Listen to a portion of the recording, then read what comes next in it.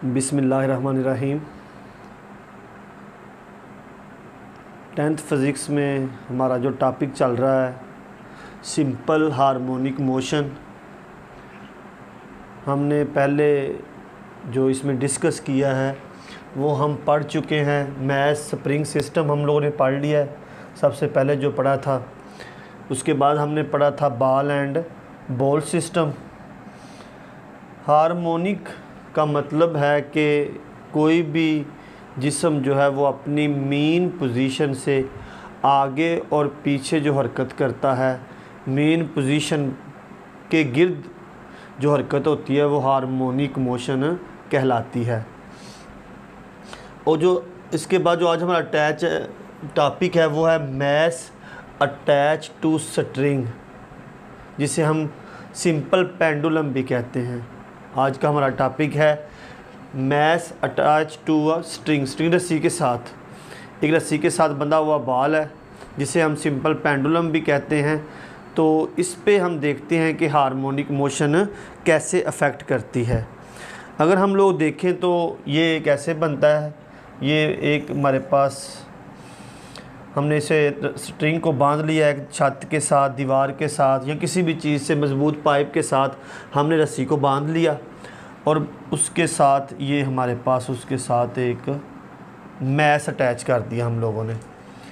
अब ये जो मैस हमने इस रस्सी के साथ बांध दिया, रस्सी जो है ये फिक्स है आगे किसी चीज़ के ऊपर। अब होता क्या है, अब जो मैस वेट किसकी वजह से है, मैस और ग्रेविटी की वजह से वेट है। और रस्सी में क्या है, टेंशन है। टेंशन क्या चीज़ है, मतलब अगर हम रस्सी ले लेते हैं, कोई भी धागा लेते हैं, उसे ऐसे हम करके स्ट्रेच करते हैं, खींचते हैं, तो उसमें जो तनाव आ जाता है उसे हम टेंशन बोलते हैं। तो टेंशन किसकी वजह से है, वेट की वजह से। अब वेट डाउनवर्ड डायरेक्शन में अमल कर रहा है तो टेंशन किस डायरेक्शन में है, अपवर्ड डायरेक्शन में। ठीक है, और टेंशन और वेट एक दूसरे के असर को क्या कर देते हैं, ख़त्म कर देते हैं। और जो बॉडी है वो जिस तरह पड़ी है वो उसी तरह पड़ी रहेगी। आगे अगर हम इसी सिंपल पेंडुलम में देखें तो अगर हम इसको उठा के यहाँ से यहाँ पे ले आए, मतलब ये हमारे पास एक नई पोजीशन है ओ। अब हमने जब इस जिस्म को यहाँ से उठा के यहाँ पे लेके आ गए तो इसमें हमने कुछ डिस्प्लेसमेंट तय किया है। तो जब हमने यहाँ पे इसको उठा के यहाँ पे लेके गए हैं तो इसमें कुछ फोर्स जो है वो जो होती है वो सेव होना शुरू हो जाती है, जिसको हम रिस्टोरिंग फोर्स भी कहते हैं। अब अगर हम लोग ने देखा था स्प्रिंग के साथ बंधा हुआ मैस जो था, अगर हम देखें यहाँ पे mass attach to a spring, ठीक है। तो जब हम यहाँ पे इसको हमने खींचा तो स्प्रिंग जो हो गया उसमें डिस्प्लेसमेंट की वजह से मैस यहाँ से यहाँ आ गया। अब अगर हम लोग देखें तो जब हमने यहाँ पे इस मैस को उठा के यहाँ पे लेके गए हैं तो जो रस्सी है उस पर कोई फ़र्क नहीं पड़ा। रस्सी जो हमारी जो रस्सी का साइज़ था वो वही रहा। स्ट्रिंग में किसी तरह की कोई भी हरकत या कोई भी मूवमेंट नहीं हुई। तो हमने किसको उठाया था, इस मैस को उठा के हम यहाँ पे ले आए, मतलब ये सिस्टम हो गया। तो इस तरह करने से क्या होगा, ये फोर्स यहाँ पे जो है रिस्टोरिंग फोर्स जो है वो इसमें जो अगर जमा हो गई तो अब क्या होता है, जब ऐसी सूरत हो जाती है तो ये इस सूरत हाल में दो परपेंडिकुलर कंपोनेंट्स जो होते हैं वो बनना शुरू हो जाते हैं। जब बॉल यहाँ से यहाँ पे गया है तो रस्सी पे क्योंकि कोई फ़र्क नहीं पड़ा तो लिहाजा हमने बॉल को उठा के यहाँ से यहाँ पे लेके गए हैं। तो इसके कितने परपेंडिकुलर कंपोनेंट्स, दो बन गए हैं। अगर हम देखें यहाँ पे ये जो है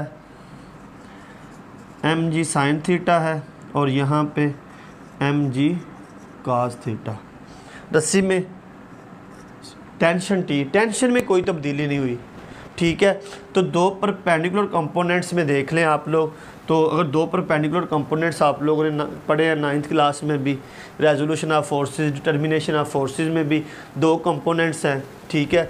अब होता कि अगर फॉर एग्जांपल हम देखें, अगर तो फोर्स बिल्कुल सीधी लग रही हो, ठीक है, तो वर्क डन हो जाता है डायरेक्शन ऑफ फोर्स में। लेकिन अगर हम जब हम रस्सी को यहाँ से उठा के यहाँ पे ले गए तो यहाँ पे क्या बन रहा है, हमारे पास एंगल बन रहा है। अब इस एंगल की वजह से इसके दो परपेंडिकुलर कंपोनेंट्स बन गए, ठीक है, और एक हो गया एम जी यानी एफ ऑफ एक्स और एफ ऑफ वाई, एक एम जी साइन और एक एम जी कॉस। अगर आप देखें टेंशन हमारे पास एक ही है, अगर हम कहते हैं ये टेंशन और एम जी कॉस जो है ये आपस में क्या हो गए, कैंसल, तो यहाँ पे क्या बच गया, एम जी साइन। तो एम जी साइन की वजह से जो बॉडी होगी वो दोबारा रिस्टोरिंग फोर्स की वजह से वापस कहाँ पे आ जाएगी, मीन पोजीशन पर, मीन पोजीशन, ठीक है। और यहाँ पे आने के बाद वो दोबारा फिर यहाँ पे एक और पोजीशन से हम बी नाम दे देते हैं, वो यहाँ पे चली जाएगी और डायरेक्शन उसकी फोर्स की भी इसी सिमत में रहेगी, किस तरफ, मीन पोजीशन की तरफ। फोर्स यहाँ पे होगी और वो फोर्स की वजह से वो यहाँ पे रुकेगी नहीं बल्कि यहाँ तक मूव करेगी, ठीक है। स्प्रिंग में अगर यहाँ पे वापस गया थी बॉडी तो वो रिस्टोरिंग फोर्स की वजह से जिस्म जो था वो वापस अपनी पहली जगह पे चला गया था। लेकिन यहाँ पे जो एम जी साइन है हमारे पास, ठीक है, ये बाकी बच जाता है।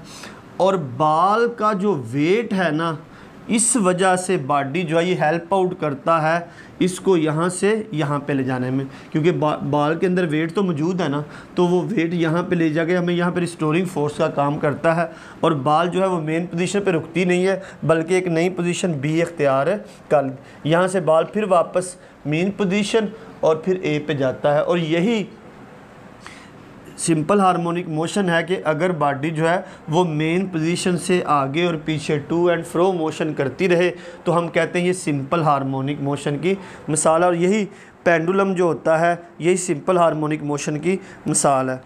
तो यहाँ पे हमें देखना बड़ा ज़रूरी है कि ये जो हमने आज ये टॉपिक रीड आउट किया इसमें कौन कौन सी चीज़ें हमारे लिए ज़रूरी हैं या कौन कौन सी टॉपिक जो है, ये टॉपिक क्योंकि थोड़ा सा लेंथी है, थ्योरिकल बड़ा है, तो इसलिए इसमें जो चीज़ें आपने रखनी वो सबसे पहले होगी फोर्स,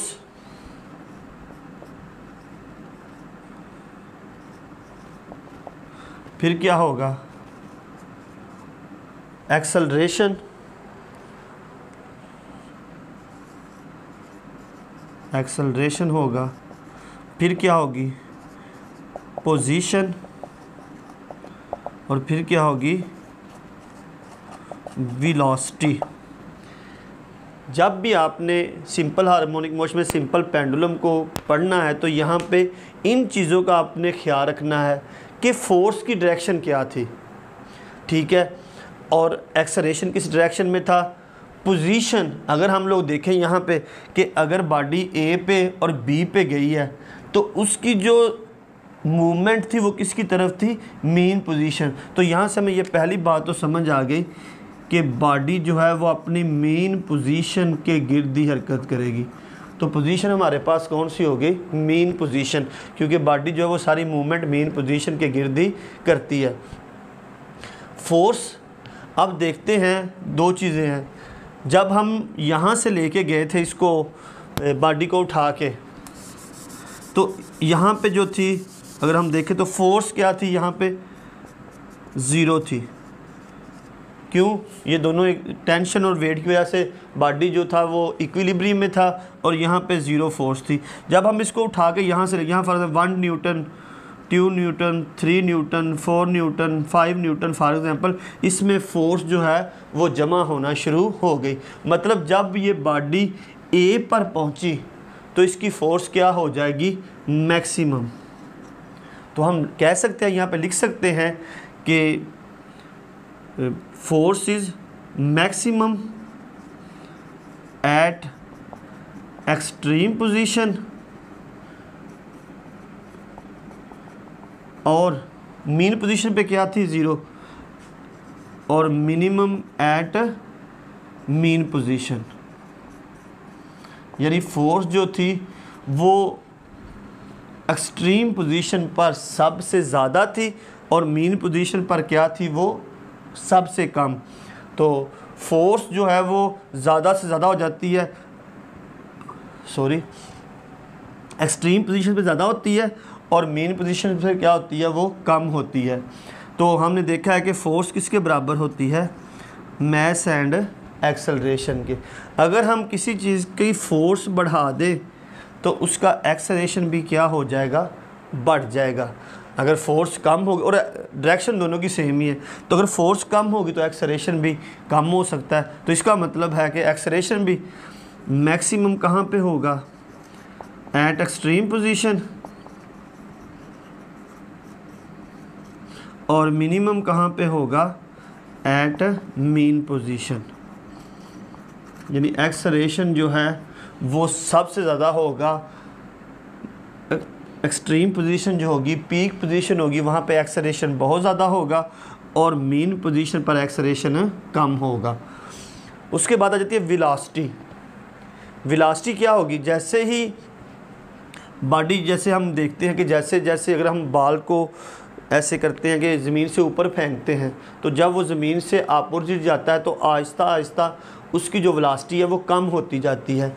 अगर हम देखें यहाँ पे कि जब ये बॉडी, मैं इसको ज़रा देखें, ज़रा यहाँ पे बाल यहाँ पे पड़ी थी, जब हम इसको लेके यहाँ से यहाँ गए आहिस्ता, ये यहाँ पे, तो जब ये बाल यहाँ पे पहुँची है एक्सट्रीम पोजीशन पर, तो यहाँ पे बाल कुछ सेकंड या नैनो सेकंड के लिए यहाँ पे ठहरती है और ठहरने के बाद वापस कहाँ पे आती है, मीन पोजीशन पर। तो यहाँ पे बाल की वेलोसिटी क्या हो जाएगी, 0, और जैसे ही आप उसको छोड़ते हैं तो उसकी वेलोसिटी क्या होती है, ज़्यादा होती जाती है। तो मीन पोजीशन पर आके यहाँ पे उसकी वेलोसिटी क्या हो जाएगी, मैक्सिमम हो जाएगी, ज़्यादा हो जाएगी। और जब ये यहाँ से आगे मूव करेगी तो इसकी वेलोसिटी कम होना शुरू हो जाएगी और फिर यहाँ पे एक्सट्रीम पोजीशन पर जाके कुछ नैनो सेकंड के लिए यहाँ पे रुकती है और यहाँ पे भी वेलोसिटी क्या हो जाती है, 0। इट्स मीन डैट कि हम कह सकते हैं कि वेलोसिटी जो है वो मैक्सिमम होगी एट मीन पोजीशन और मिनिमम हो जाएगी एट एक्सट्रीम पोजीशन। मतलब कि बाल की जो वेलोसिटी है वो एक्सट्रीम पोजीशन पर 0 और मीन पोजीशन पर क्या होगी, मैक्सिमम होगी।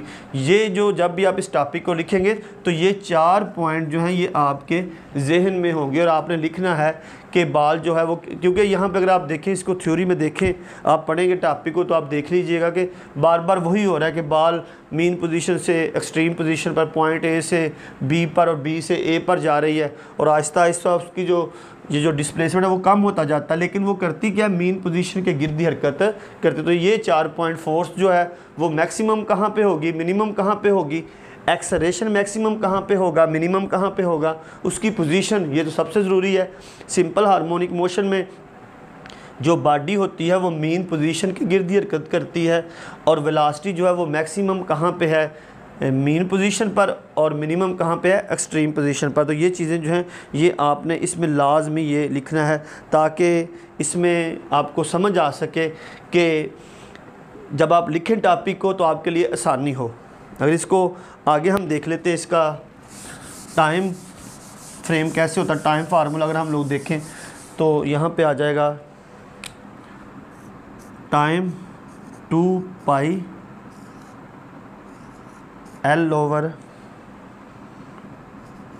G।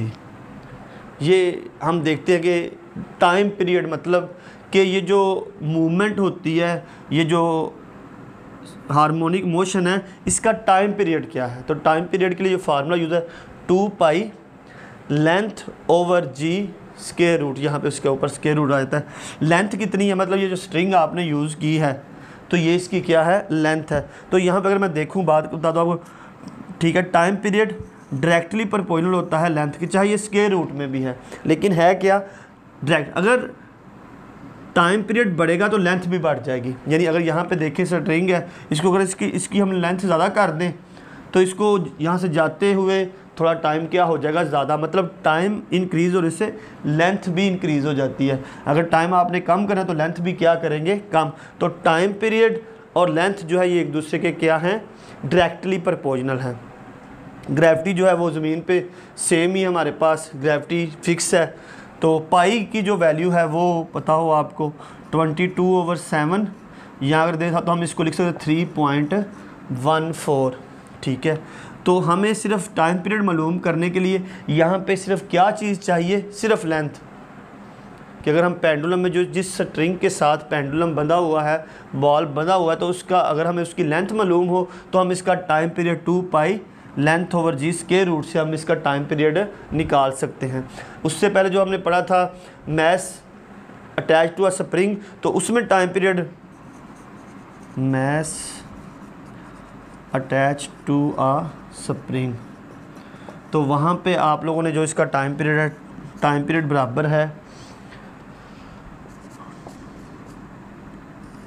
मैस ओवर के। तो ये जो टाइम पीरियड है ये किसका है? जब हमने पहला टॉपिक पढ़ा था mass attach to a spring, कि एक स्प्रिंग के साथ बंधा हुआ जो मैस है उसमें सिंपल हार्मोनिक मोशन कैसे होती है, तो उसका फार्मूला है टाइम पीरियड बराबर है 2πm/k स्क्वायर रूट। m यहाँ पे पाई की कीमत मैंने अभी आपको बताई है 22/7 फिक्स है, ये कभी भी चेंज नहीं होती।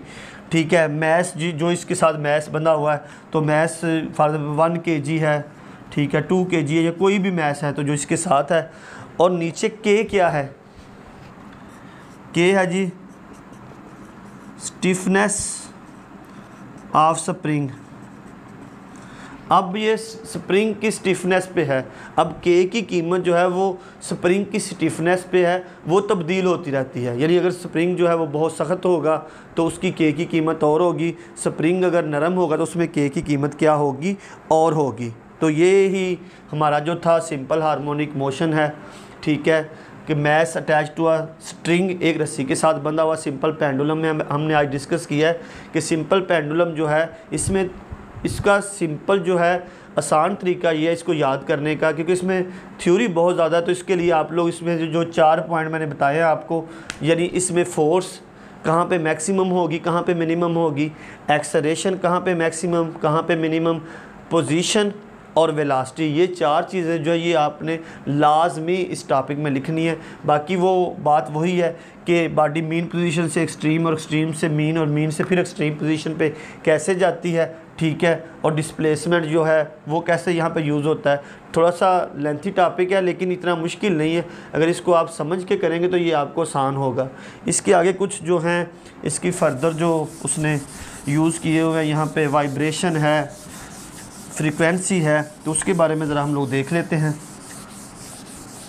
कि सबसे पहले जो आगे आता है जी वाइब्रेशन।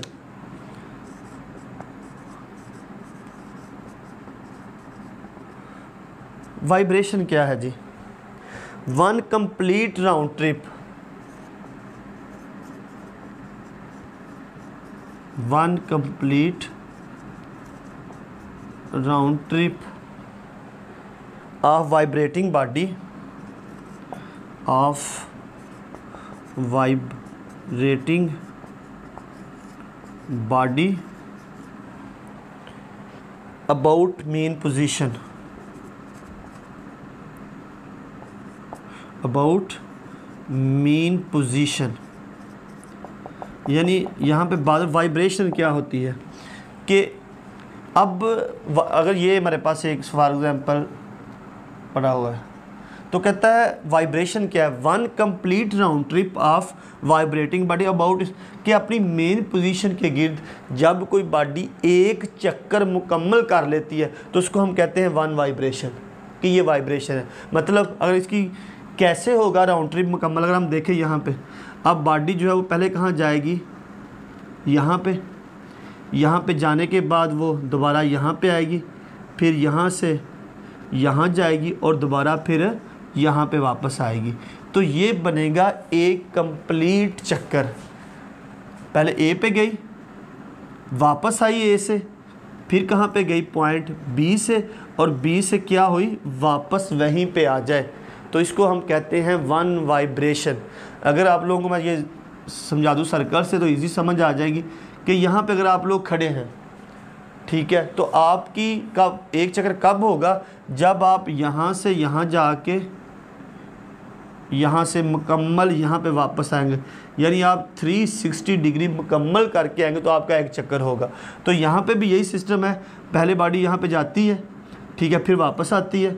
अगर हम कहते हैं फादर 90 डिग्री गया है तो फिर 90 वापस आता है, फिर यहाँ पे जाएं तो 90 डिग्री जाता है, फिर 90 ही वापस आ जाए, तो टोटल जो है वो एक चक्कर जो होता है वो फिर मुकम्मल होता है, तो इसको हम कहते हैं वाइब्रेशन। इससे आगे जो है वो है जी टाइम पीरियड। टाइम पीरियड क्या है जी?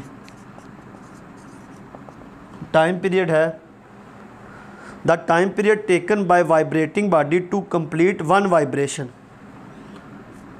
The time period taken by vibrating body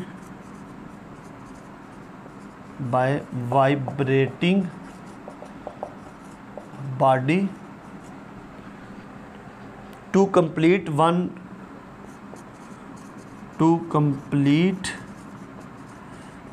one vibration, इसे हम कहते हैं टाइम पीरियड। यानी the time period taken by vibrating body to complete one vibration, यानी एक बॉडी जब अपनी एक वाइब्रेशन जितने टाइम में मुकम्मल करती है उसे हम कहते हैं टाइम पीरियड। यानी एक बॉडी जो है वो अपनी वाइब्रेशन जितने टाइम में मुकम्मल, यानी यहाँ पे मैंने बताया कि एक वाइब्रेशन कब है, तो जितना ये टाइम लगेगा इसको मुकम्मल करते हुए अपना चक्कर, तो उसको हम क्या कहेंगे? Time period. इसके आगे है जी फ्रीक्वेंसी।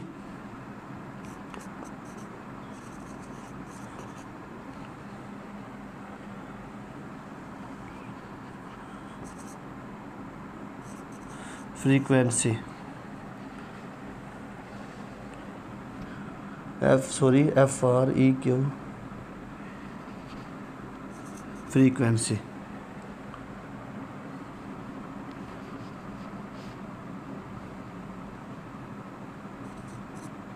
फ्रीक्वेंसी क्या है जी? फ्रीक्वेंसी हमारे पास the number of vibration per cycle in 1 second. Number of vibration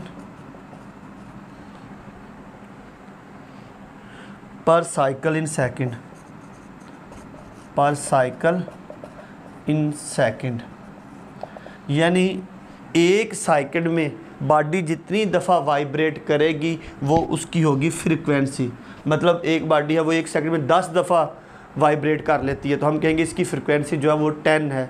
body जो है वो एक सेकंड में 2 दफ़ा वाइब्रेट करती है, तो इसकी फ्रीक्वेंसी क्या है? 2 है। तो फ्रीक्वेंसी जो होती है वो रेसिप्रोकल होता है टाइम का। फ्रीक्वेंसी रेसिप्रोकल है 1/T। तो मतलब कि अगर कोई जिस्म एक सेकंड में जितनी दफ़ा वाइब्रेट करता है वो उसकी क्या होती है? फ्रीक्वेंसी। आगे जी हमारे पास amplitude.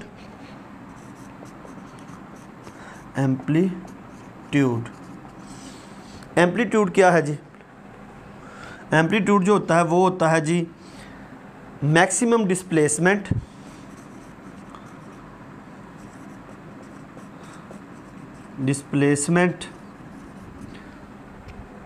Of vibrating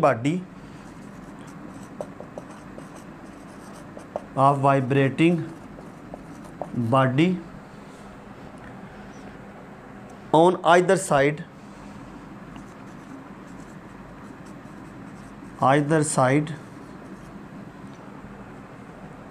from mean position,